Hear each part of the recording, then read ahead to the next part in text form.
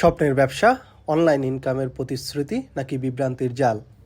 একটা স্বপ্ন, নিজের পায়ে দাঁড়ানো, একটা মোবাইল আর ইন্টারনেট। এই দুইয়ের উপর ভর করে হাজার তরুণ তরুণী খুঁজছে নতুন ভবিষ্যৎ। অনলাইন আয় আজকের সময় সবচেয়ে আলোচিত একটি শব্দ, কিন্তু এই স্বপ্নের বাজারে কি সবাই সফল হচ্ছে? সাম্প্রতিক সময়ে সামাজিক মাধ্যমে উঠে এসেছে একাধিক অভিযোগ।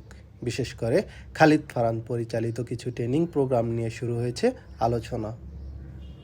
25,000 টাকা কারো কাছে ছোট অঙ্ক, কিন্তু অনেকের জন্যই এটি একটি স্বপ্নের মূলধন। আমি ধার করে কোর্সে ভর্তি হই, ভাবছিলাম আয় শুরু করতে পারবো, কিন্তু শেষ পর্যন্ত কিছুই হয়নি।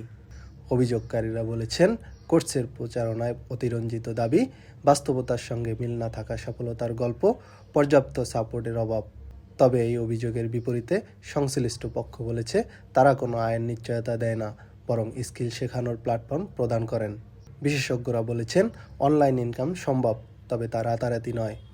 দক্ষতা, সময় এবং ধারাবাহিক পরিশ্রম, এই তিনটাই মূল চাবিকাঠি। আইন বিশেষজ্ঞদের মতে, যদি কোনো প্ল্যাটফর্ম মিথ্যা প্রতিশ্রুতি দিয়ে অর্থ গ্রহণ করে, তাহলে তা প্রতারণা আওতায় পড়তে পারে। যারা নিজেদের ক্ষতিগ্রস্ত মনে করছেন, লেনদেনের প্রমাণ সংরক্ষণ করুন, লিখিত অভিযোগ করুন, প্রয়োজনে আইনগত সহায়তা নিন। অনলাইন দুনিয়ায় সুযোগ আছে, কিন্তু সেই সুযোগের আড়ালে থাকতে পারে ঝুঁকিও। স্বপ্ন দেখুন, তবে যাচাই করে। তারুল ইসলাম, নিউজ ডেস্ক, বাংলাওয়ার।